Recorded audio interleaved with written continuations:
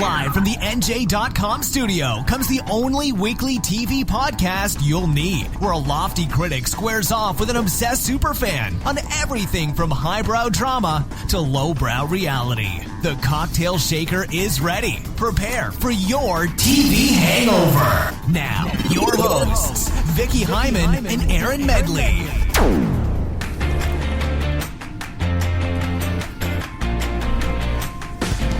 Hello and welcome to TV Hangover. I am your host, Erin Medley, along with my other host. That sounds so bad. It makes it sound like you're like a secondary host. You're not. My co-host, Vicki Hyman. Vicki, how are you? I'm good. Are you fully recovered from TCA? I'm not fully recovered from TCA because I have to lose like 15 pounds and get back my schedule and catch up on all the screeners I was given. It sounds terrible. So hard, so terrible. My life is so awful. It's so difficult. You know, you sound like Yolanda Foster on last week's episode of the Real Housewives of Beverly Hills, where she goes, people think being a model is easy. Oh. You have to be nice to people. You have to show up on time. I'm like, what? Naomi Campbell? I don't think so. So, guys, this is our 18th show. We are on Twitter at TV Hangover Show, at E_meds, and at Vicki High, VICKIHY. And we have an email address. It's tvhangovershow at NJ.com. Vicki, I'm so excited for today's podcast. Why? Because everything we're talking about, like, they're all in my wheelhouse. I'm really, I am invested. And I think they're specifically not in my wheelhouse, except for Real Housewives, probably. Of New Jersey. Right, but not Potomac, which we will talk about, premiered this week on Bravo. But I don't want to get too far ahead of ourselves before discussing the mailbag. Of course. Let me just read this, okay? I'm going to read this. This is from Randolph Holmes. Hi, ladies. Thanks for the love. I was on vacation, so I haven't listened for a few weeks. Had to catch up. It felt awesome to hear the shout out. Although the following week I felt so-so to hear myself referred to as that Pittsburgh guy, but still good to hear. And then Dawn from New Jersey had to call me out, LOL.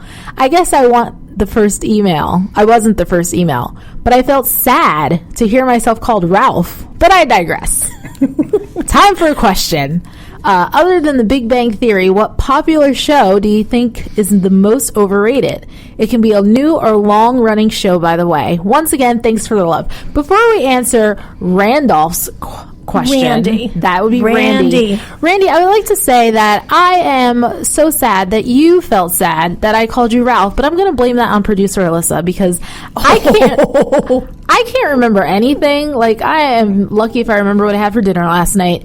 And so when we were talking about you, I couldn't remember your name at all, which I don't know if that'll make you feel worse. Randolph. So Ralph is sort of understandable, but producer Alyssa, the one that told me it was Ralph. That was from a different email. Oh, is that why? Okay. So many emails. I had no idea. Okay, well. Anyway, back to your question, Randy. Vicki, I have my choice for most overrated show. And it's going to be controversial, so I may let you go first. Well, I have to say, this will probably come as no surprise when I say one of my most overrated shows, because we mentioned last week that we don't think that Kerry Washington is actually a very good actress. So certainly Scandal would have to be one of my most overrated shows. But for me, it really came down to seasons of a show that were overrated. I have to be more specific. And so I'm going to have to say the last season of Game of Thrones, which got a lot of Emmy love. People were talking about it, and I just felt it was the weakest of the bunch. I don't want to take anything away from the production, which is amazing, and what they and the acting and all that, but just storytelling wise, we could have almost skipped the entire thing. And generally girls, I think is overrated. Gosh. Okay. You know what? I'm actually glad you said that, because I definitely think Girls is overrated. And I think I said about the show, when you have a show called Girls and the most likable character are the guys, there's certainly a problem. Absolutely. And it's funny, like with the very beginning, Ray was like my least favorite character, mainly because he read out loud Lena Dunham's her character, I can't remember her name, read aloud her diary on stage Hannah. Or something. I'm like, I hate the guy. Now I love Ray. He's the only one I love. Yeah, these girls are the worst. But I will say my most overrated show would be Breaking Bad. Oh, how could you say that? Because Did you watch the whole thing? Let me tell you something. I watched the entire first season and a good chunk of the second season, and I was out. I don't understand the hype. I just don't get it. I don't know if I will ever finish watching the entire series, and I know that is an opinion that a lot of people will probably disagree with, but I think is overrated. You know, I understand where you're coming from a little bit, because I've tried to get my husband into the show, and he saw like the first couple episodes. He's like, doesn't do it for me. Although I think the pilot is amazing work just in and of itself, but it is about the transformation of Walter White, and you don't really fully appreciate everything until you get sort of deeper into maybe the third or fourth season, when you stop being like, yeah, go Walter, and you're like, oh, he's doing some not very good things here to get what he needs to do to support his family. Then it's like, is he really doing this to support his family while he's...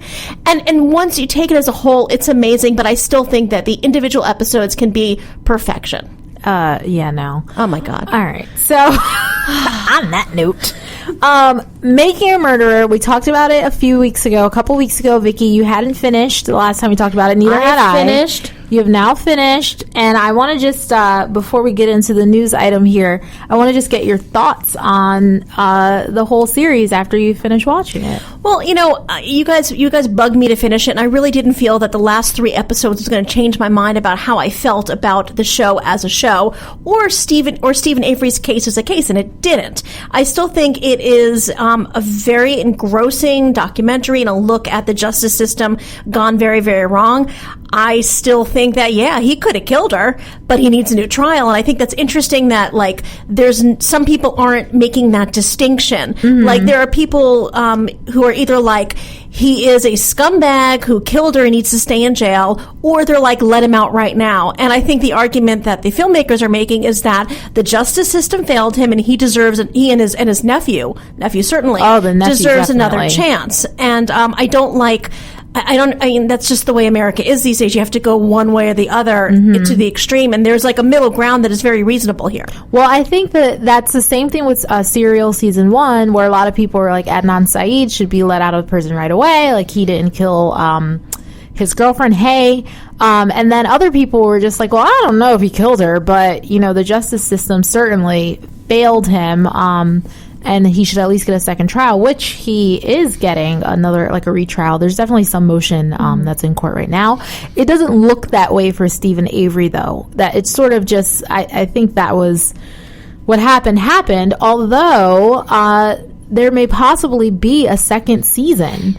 That the filmmakers are looking into it, and Deadline reports that Chief Content Officer of Netflix, Ted Sarandos, says there's no plan in place since the story is still unfolding, but the filmmakers are scouring over 700 hours of footage. And obviously it took them 10 years in making it, which I think is part of the beauty of the whole series. But they said they'll take a look at a follow-up and the installment. filmmakers are still talking to him. Right. And he got new lawyers. He did. The Innocence Project. So there is hope for something. Yeah. We'll see how that goes.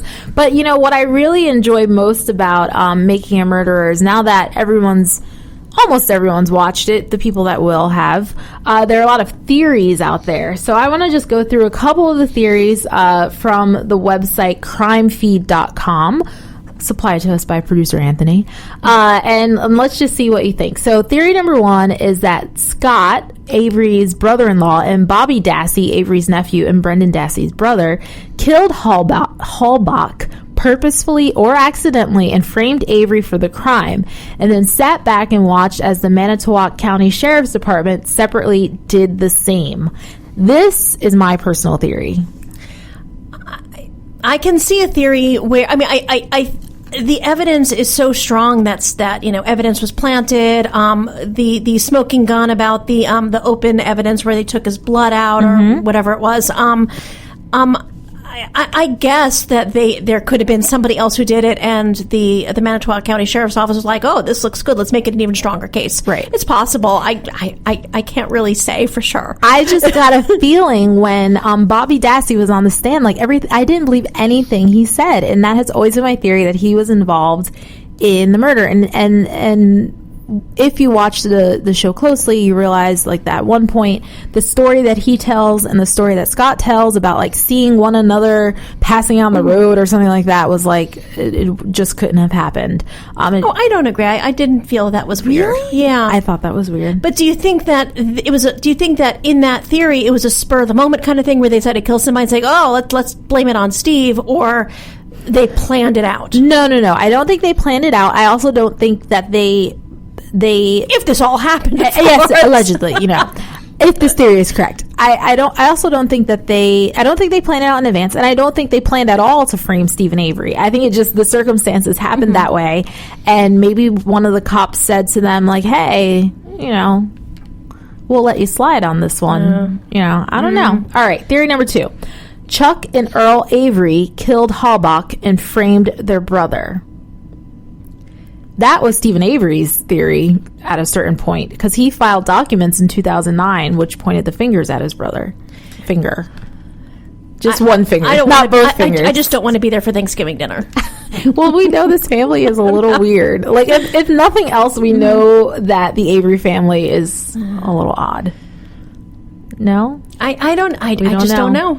All right, so this theory is pretty long, but theory number 3 is officers from the Manitowoc County Sheriff's Department, specifically Sergeants Link and Colborne, did not kill Halbach. I don't think does anyone think the police killed her? No, I don't think anybody thinks the police killed her. No, that's weird.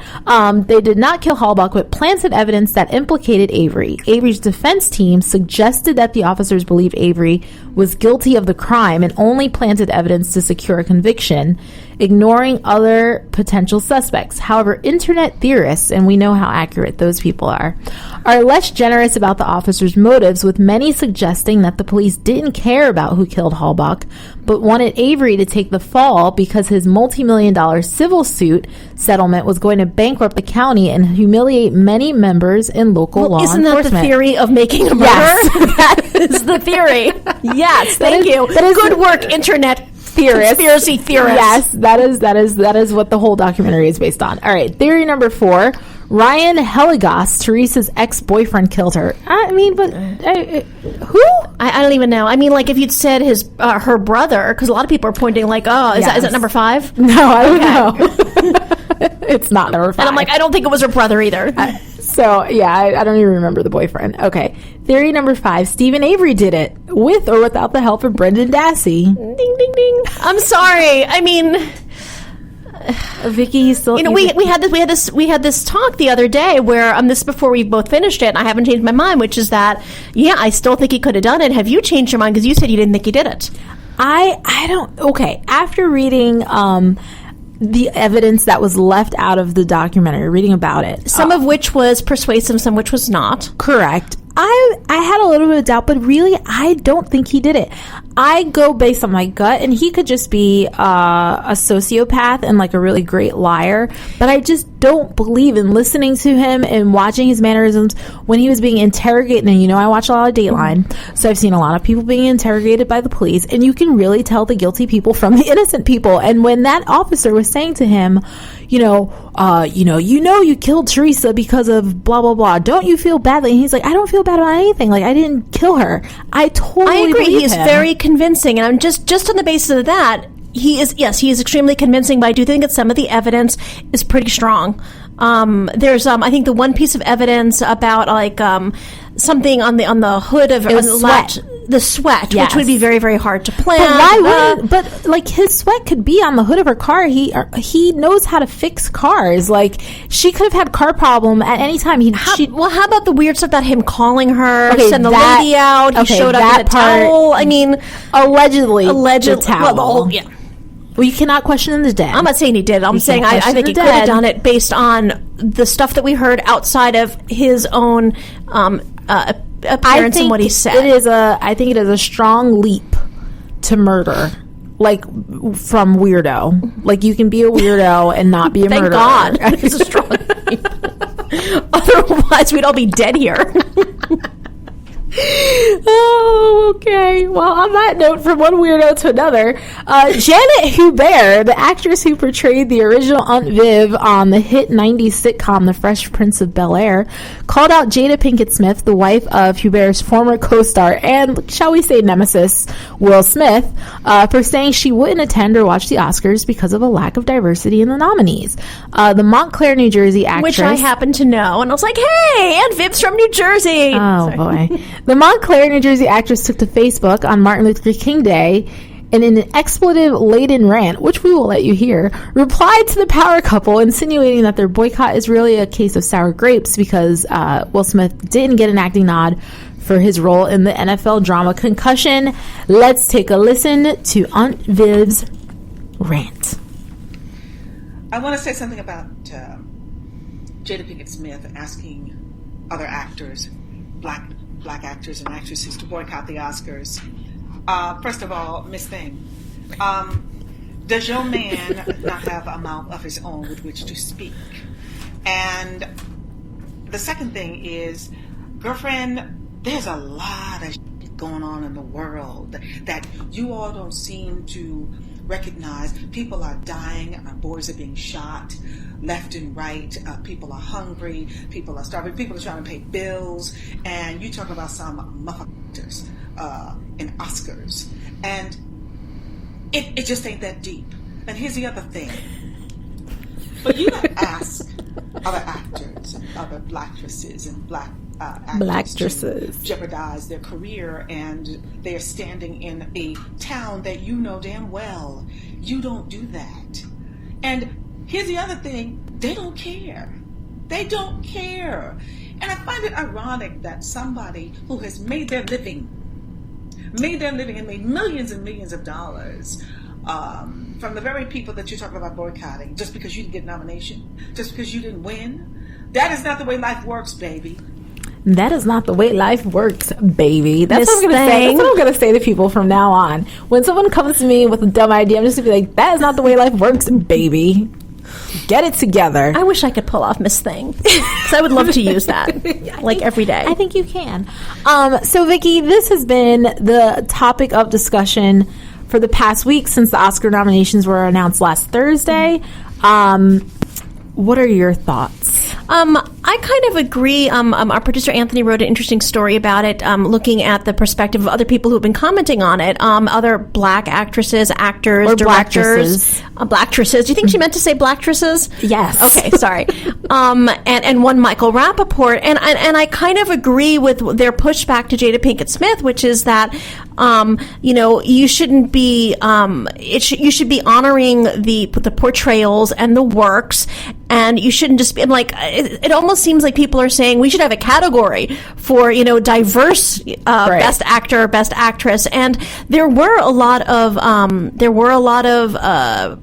movies out there that had diverse casts, about, and they didn't get, a lot of things didn't get nominated, I don't agree with it. I don't agree with this boycott. You don't agree with the boycott? I don't agree with the boycott. I think that the head of the Motion Picture Arts and Sciences, who I think is a black woman, talked about diversifying the membership a little more, which is fine, which is certainly a good thing, but I would hope that even if they get a more diverse membership, that they vote for the best movie and the best actor and the best actress regardless of race. But I think that what a lot of people have said is that, okay, yes, no one wants, someone to be voted in just because of their skin color, or nominated. But a lot of people are saying Idris Elba and Beast of No Nation was one of the best movies of the year, and that he had a great performance and he wasn't nominated. So it's not that, and that a lot of the people that were nominated didn't necessarily have such great performances,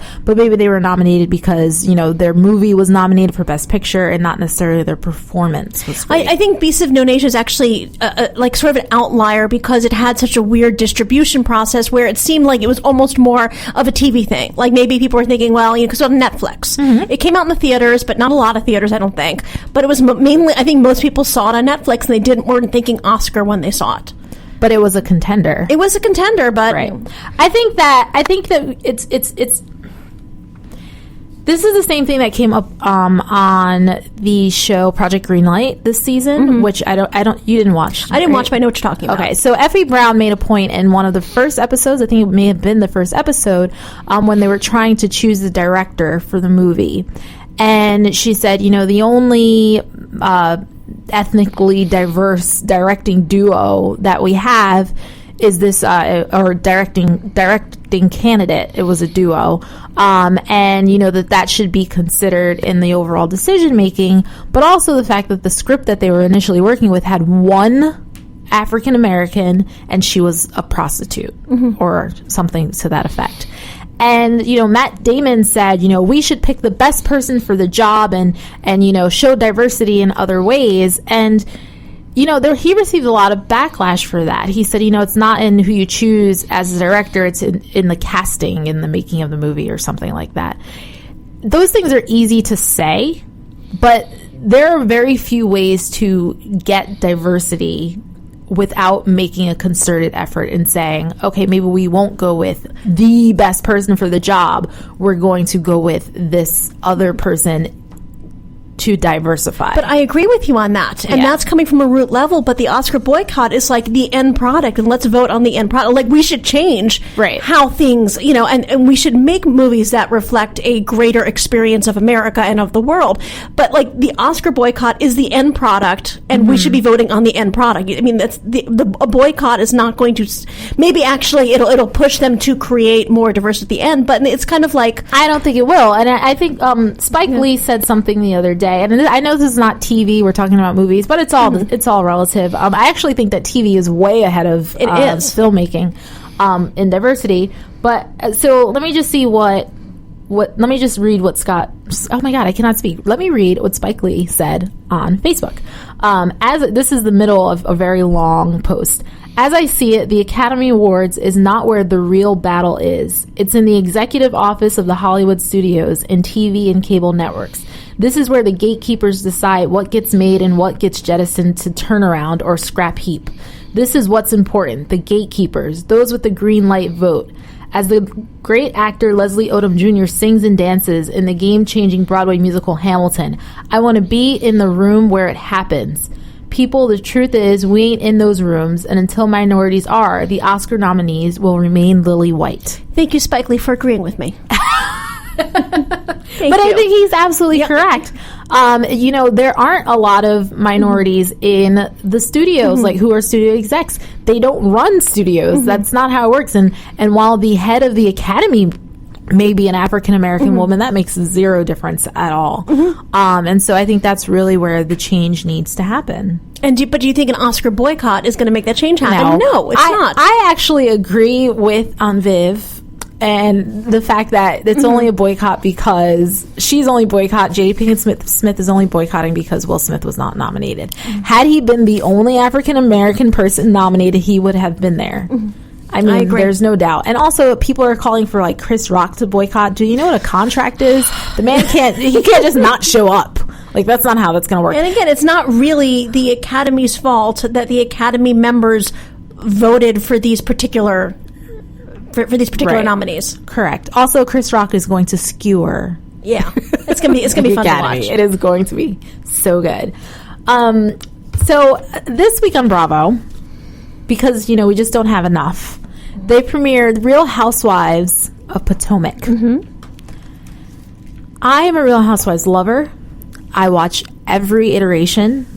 So right now, I'm watching 3 in a week: Real Housewives of Atlanta, Real Housewives of Beverly Hills, and now Real Housewives of Potomac. Are there are new episodes of all 3 at once? At the same time. Yeah, because one should be over soon. Yeah. Because it's usually like they do overlap and then one ends. So it should be Atlanta's probably over in a few weeks.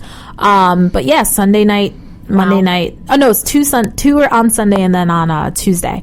Vicki, did you watch Real Housewives of Potomac? I did watch Real Housewives of Potomac. We have a New Jersey angle on it where one of the ladies, Charisse, is married to Eddie Jordan. Eddie Jordan, thank you. Yes. Who is the basketball coach at Rutgers, used to be the coach of the Washington Wizards. That is correct. This is all basketball, I'm told. Also, the Washington Wizards used to be named the Bullets. Before my time. Well, not that I would know, really. Not before I have your no time. idea. I have no idea. Yes. So I decided to check in also because, a lot of people ask me about my opinions about the other franchises since I know everything about New Jersey or write everything about it. Mm-hmm. And I don't watch any of the other ones because I don't have to, because I don't get paid to do it. And that's just not your cup of tea. It's not my cup of tea. Absolutely. Well, Real Housewives of New Jersey is not my cup of tea, but it's my bread and butter. True. We all make sacrifices for our families. Yes, but I decided to check in on this one, and I found it very interesting from a, sort of television critic perspective about, like, watching how the characters are are shaped and the drama is formed, and seeing the similarities between that and New Jersey. Although one thing I've always said about New Jersey is that it did seem, and it has seemed, more authentic because I have watched other reality shows, because these ladies actually knew each other. And some of them are related. They're related, so there is some deep drama going on in New Jersey, and the feel I've gotten from the other franchise, just from watching, like, promos and stuff, is that they're just throwing people together to make drama. Now, these women apparently have known each other for untrue 5 years. That's what they say. I've known her for 5 years. We've been friends. I moved back. Of course they say that. I think only a few. 5 years? I think only a few of them actually have known each other that long. It's probably one of those I know of so-and-so, like we've been in the same building at the same time, but we don't necessarily hang out. So I'd say the difference between this version of Real Housewives and other ones that I've watched when they premiered is that there was a lot of drama for this to be the premiere episode. I think they just, like, hit the ground running. Well, they really did. And they seem to be building up the bitterness between Giselle, who's sort of like the loudmouth, outspoken, maybe the Teresa of Potomac. No, you don't I think so? she's sweeter than that. She seems, well, I mean, I don't think Teresa's a mean person. No. But I also think she's not self-aware. I think Giselle's very self-aware. I think she is self-aware. I couldn't figure out who her archetype was. Yeah. And Charisse, who... You think that's who they're building up the drama between? Yeah. No, Giselle... Who are they building up the drama between then? Giselle... Her and Karen? Yes. Giselle and Charisse are the ones who have actually been friends the longest of the crew. And I think that it was just, to me, that was the most fabricated part of the entire episode. Wasn't Charisse the one who was upstairs getting her hair Correct. done? And she left Giselle down to do the crabs, and she was mad because her friend was walking up the stairs and calling out for her. The whole thing seemed just insane. It was to me. manufactured. But, and the most manufactured thing was the whole etiquette thing. I'm sorry, nobody talks about etiquette like that. Nobody talks about it like that. Vicki, people in Potomac talk about etiquette that way. No, I thought that was just absolutely ridiculous. You know what I thought was ridiculous? How all these women are talking about how rich they are and how exclusive the town, although I don't think Potomac's an actual town, of Potomac is, and how you can't just get in. And their houses, nothing. Straight out of, like, 1993. I mean, the kitchen. I had that kitchen it was a 1986 house I lived in, and I had that kitchen. I don't understand, like, and you think, like, oh, if you're so rich, you should be redesigning your house. She was married to the Black Bill Gates. Allegedly. Well, she is married to him. She is married to him, but is he the Black Bill Gates? That's the question. I mean, I think he was like an IBM executive. Right. That's Karen whatever. Huger. But you should have I'm sorry. You should have a nicer house. You should have a nicer house. I think agree. part of the it's the looky-loo of Real Housewives. You see them living big, even if they can't afford to do it. Right. That's what the show's about. But they're saying they can't afford it, and you know what? I believe them. They're all married to, like, either former NBA players or where football are they spending their money? Where's the money going? Their hair. Really? Does it cost that much? Well, their hair looks really nice. Okay. I'm also intrigued by the ethnic makeup of these women, which is going to come out, I think, a little bit later. And a little bit later, they'll have a whole discussion about race. But they're very, as an African American, I can sort of say this. They're like blonde and blue-eyed African American women. So I'm just really intrigued by I think two of them are biracial. Oh, is that one? Okay. I think so. Okay. They talked about it in the promo. I think Robin and Giselle, maybe. Yes. I think you're right. And maybe the other one, the one who was dating the what did she call him? She likes Jewish men, and I love the white boys, and I also love the Jewish boys, as they ordered mussels, which, by the way, isn't kosher. But okay. Just saying. Also, can you not be white and Jewish? You can be white and Jewish, but Jewish is apparently a very specific. There are a lot of ridiculous things said on the show. I was just like, what?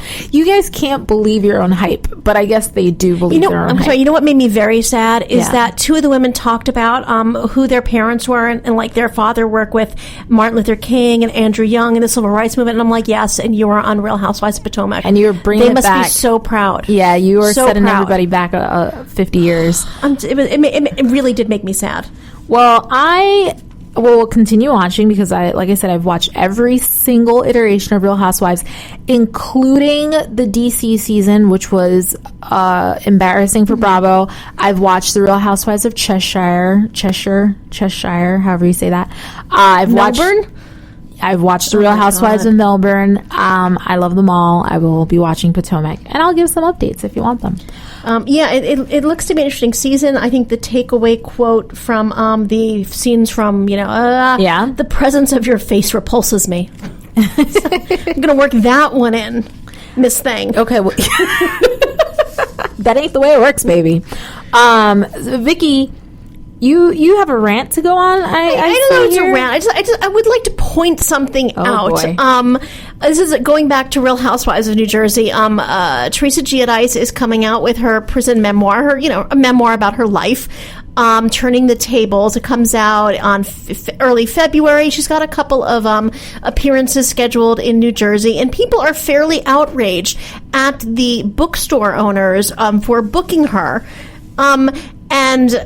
I follow this one Facebook feed for one of the bookstores, and it's like, I'm never going to shop at any of your stores again. It's like one store, and this is somebody from like Cincinnati. Okay, so ooh, burn. But why are they outraged? They're outraged that they're supporting a felon.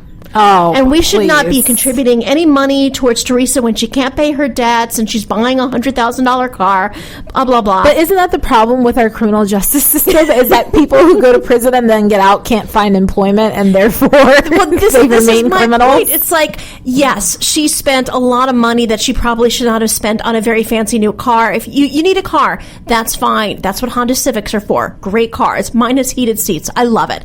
I did not need an $80,000 car.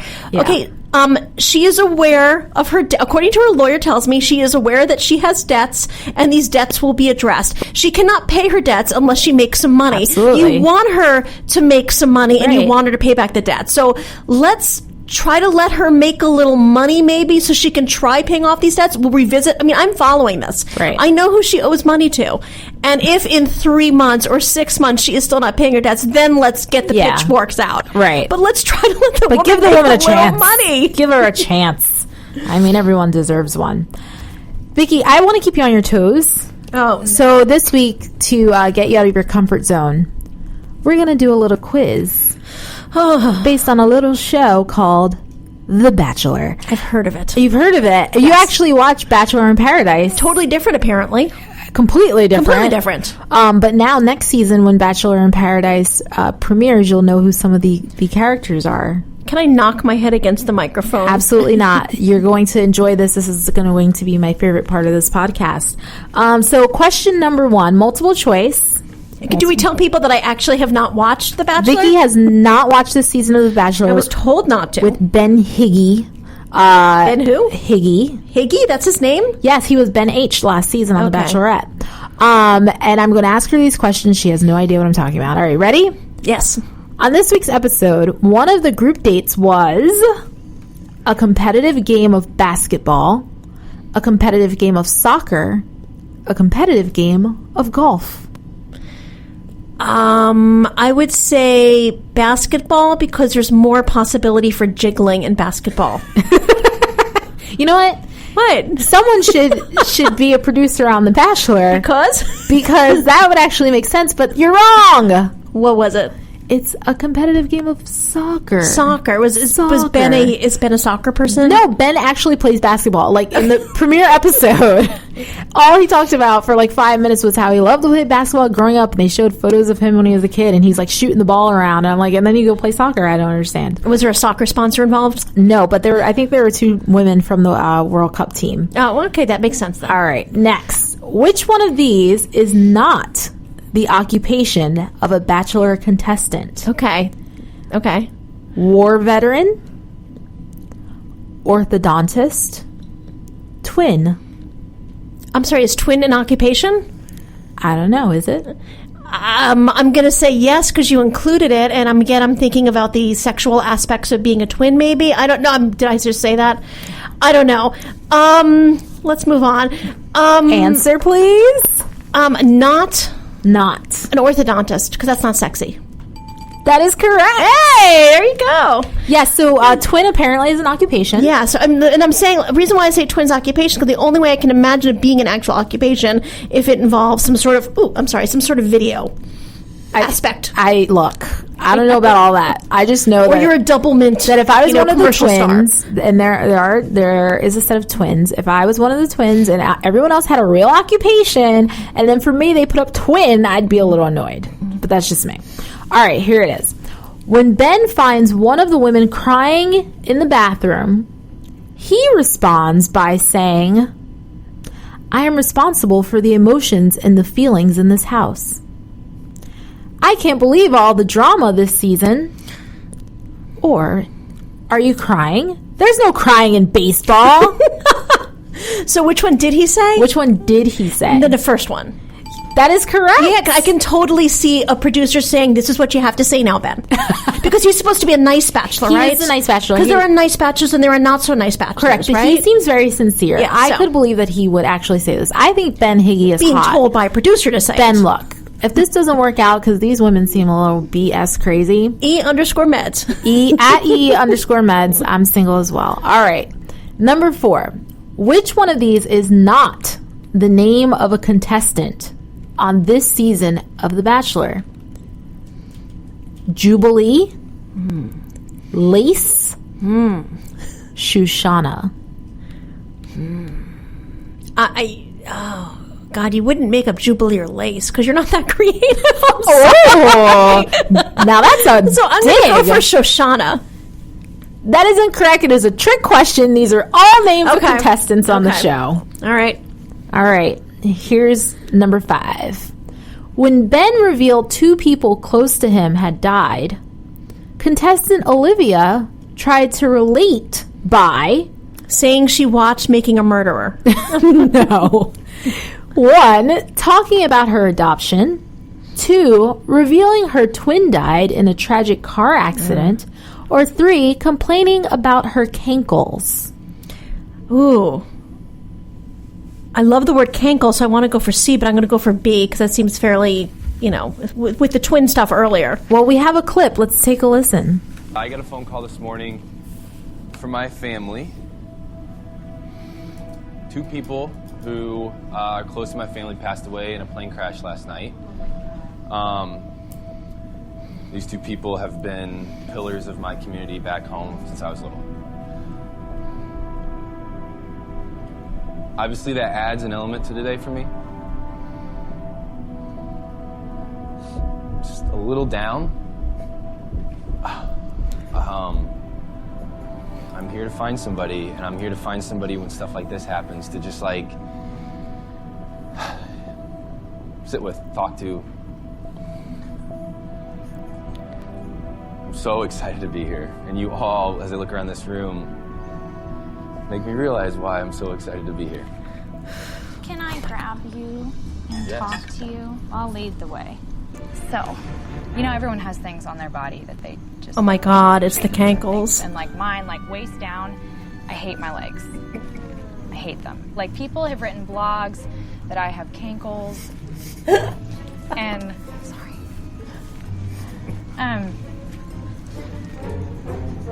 Try to be strong all the time, but... it's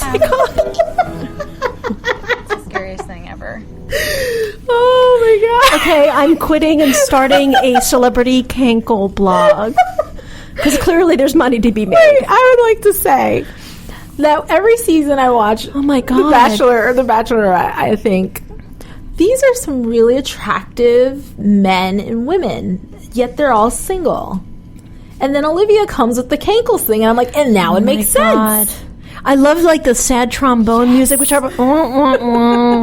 my cankles. Oh my God, people write blogs about her cankles. She is a 23-year-old television anchor, and I'm How do like, you even see her ankles? I don't know. but apparently there are blog posts written about them. And speaking of Olivia, our final question, according to the other women, Olivia not only has cankles, but she also has fat toes, fake boobs, or bad breath. Okay. Vicky's banging her head against the microphone. Okay, what were my options again? Fat toes, fake boobs, or bad breath. Bad breath. And Damn it. the Fat answer toes? is all of the Oh, above. God, that's not fair. That's not fair. I protest. I couldn't leave one of them out. I mean, they sat there. Not only did they talk about her fat toes, but they called them FTs. And I was like, that's a thing? Like, how would I know? I thought FT was like full time. Well, I'm so glad because now I have more things to like obsess about. With my body. If I was Yes, if your cankles aren't enough, you can now obsess over your fat toes, your fake boobs, and your bad breath. Yeah. No, I don't have bad breath. No. But she has fake boobs, apparently. No, I don't. Well, you left that one out. So, Vicki, I think that Bachelor quiz, if this season continues, I have to admit, I did kind of enjoy that. I really enjoyed that that clip. The cankles? Yes. I mean, how aloof can you Yeah. be? 2 people in this man's life died, and you want to tell him about your cankles. I mean, the other thing I love is that she's like, oh, I got this one. She's the one who's like, I got this. But I mean, also, it's like, did he leave to go to the funerals if he was so, No. Oh, it's just, No, he didn't. But he was really sad, but excited to be there. excited to be there. That's gonna do it for this episode. Sad but excited to be there kind of describes my life. You're like, well, now we're going to get back to work. That does it for this episode of TV Hangover.